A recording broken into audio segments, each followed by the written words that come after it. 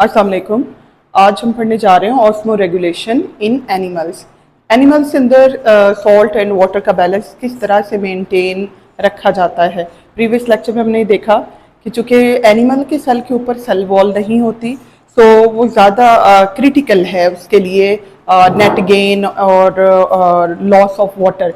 ज़्यादा पानी आ जाए तो उसमें जो है ना ऑस्मोटिक ब्रस्टिंग जो है ना हो सकती है, कम पानी हो जाए तो उसी वजह से श्रिंकेज ऑफ सेल जो है ना हो जाती है। जबकि प्लांट्स जो है इससे काफ़ी हद तक बचे होते हैं सेल वॉल की प्रेजेंस की वजह से। तो बात करेंगे हम osmoregulation in animal. Animal cell requires more critical balance of water and solute because they can't survive net water gain और loss, so balance must be kept. इस बैलेंस को मेंटेन रखने का नाम ही ऑस्मो रेगुलेशन है। अब इस सॉल्ट वाटर बैलेंस को मेंटेन रखने के लिए दो अप्रोचेस होती हैं एनिमल्स के पास। एक कैटेगरी एनिमल्स वो है जिन्हें कहा जाता है ऑस्मो कन्फर्मर्स, जबकि दूसरी कैटेगरी वो है जिन्हें ऑस्मो रेगुलेटर्स जो है वो कहा जाता है। ऑस्मो कन्फर्मर की बात करें तो इनका जो बॉडी फ्लूइड होता है जनरली ये आइसोटोनिक है। आइसोटोनिक हमने पिछले लेक्चर में पढ़ा था कि आइसोटोनिक का मतलब है same concentration of salt and water in both environment, यानी सेल के अंदर सेल के बाहर एक जैसी कंसंट्रेशन है सॉल्ट की भी और वाटर की भी। अच्छा, ऑस्मो कन्फर्मर क्या करते हैं, अपने बॉडी फ्लूइड को आइसोटोनिक रखते हैं अपने इन्वायरमेंट के साथ। और इवन ये मैरीन इन्वायरमेंट में है तो मैरीन में भी ये वैसा ही सॉल्ट एंड वाटर कंसंट्रेशन रखेंगे जैसा इनके बाहर के इन्वायरमेंट में पड़ा होगा।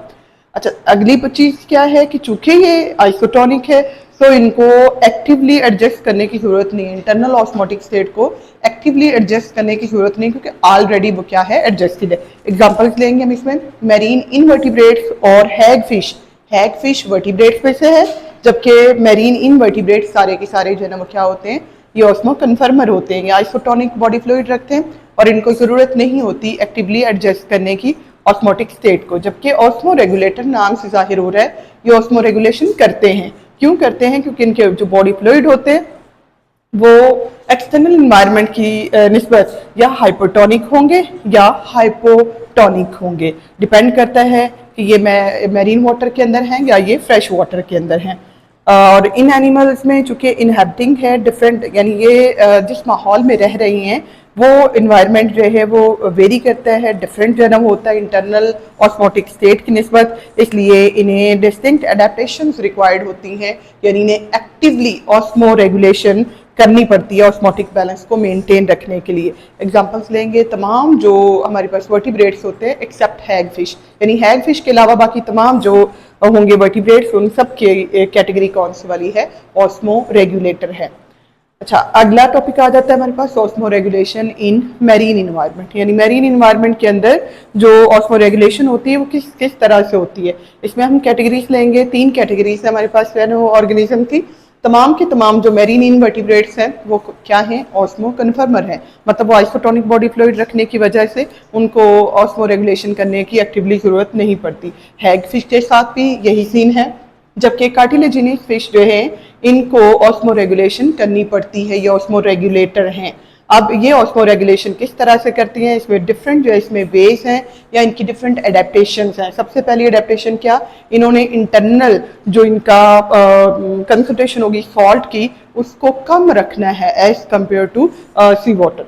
इसका फ़ायदा जो है ना वो क्या होगा कि जो कंसंट्रेशन है वो अगर सॉल्ट की इंटरनल कंसंट्रेशन जो अगर कम जो है ना मेंटेन रखेंगे तो इतना इनको प्रॉब्लम जो है ना वो नहीं होगी बाहर वाली जो हाई कंसंट्रेशन है उससे निस्बत। सेकेंड, इसमें इनकी जो किडनीज होती हैं ये एक्सक्रीट करती हैं सॉल्ट को। किस तरह से सॉल्ट को एक्सक्रीट करते हैं कि ये जो यूरिन की प्रोडक्शन करते हैं वो यूरिन होता है कंसंट्रेटेड।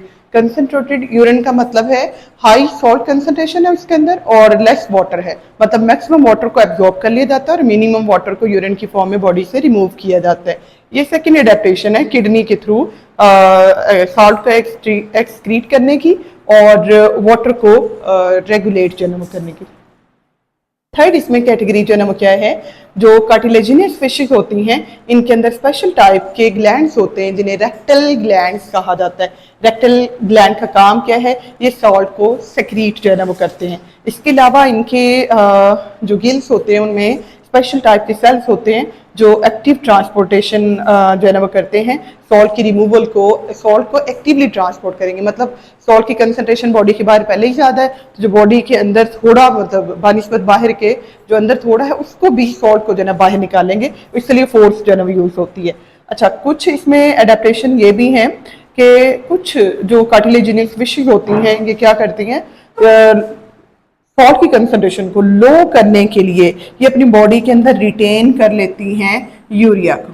आज दो यूरिया जो है ये खुद भी यानी जो यूरिन के अंदर यूरिया प्रोड्यूस हो रहा होता है वो टॉक्सिक है, वो जहरीला है, लेकिन वो लो कंसंट्रेशन पे इसको क्या करती हैं अपनी बॉडी के अंदर मेंटेन जो है ना वो रखेंगी।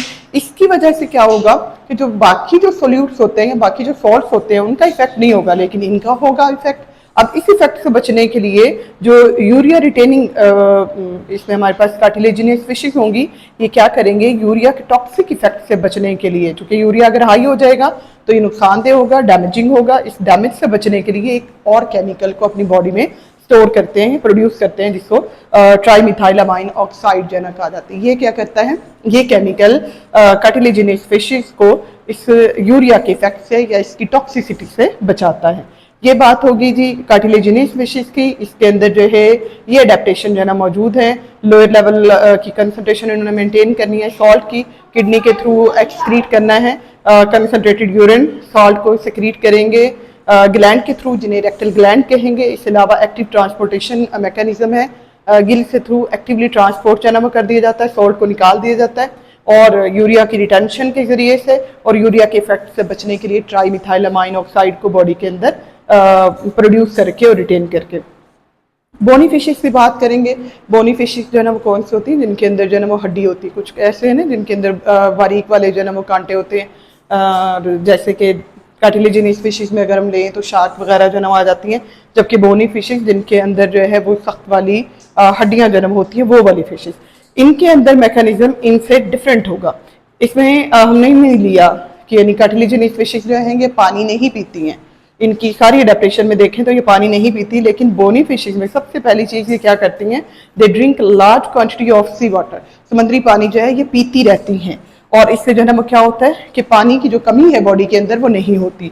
फिर ये एक्सक्रीट करते, चूँकि पानी जो है ना वो कंटिन्यूसली और लार्ज क्वांटिटी में पी रही हैं, तो उसको उसमें से सॉल्ट जो है ना उनको निकालना है। सॉल्ट को निकालने के लिए ये कंसनट्रेटेड यूरिन की प्रोडक्शन जो है वो करते हैं। इसके अलावा ये एक्टिवली एक्सक्रीट करेंगे सॉल्ट्स बाय गिल्स। ये थी अडेप्टेशन जो है हमारे पास osmoregulation in marine environment के अंदर, कि मैरीन इन्वायरमेंट में समुद्री पानी में पाई जाने वाली जो मखलूक़ात हैं वो किस तरह से समंदर के नमकीन पानी से अपनी बॉडी को डैमेज होने से बचाती हैं।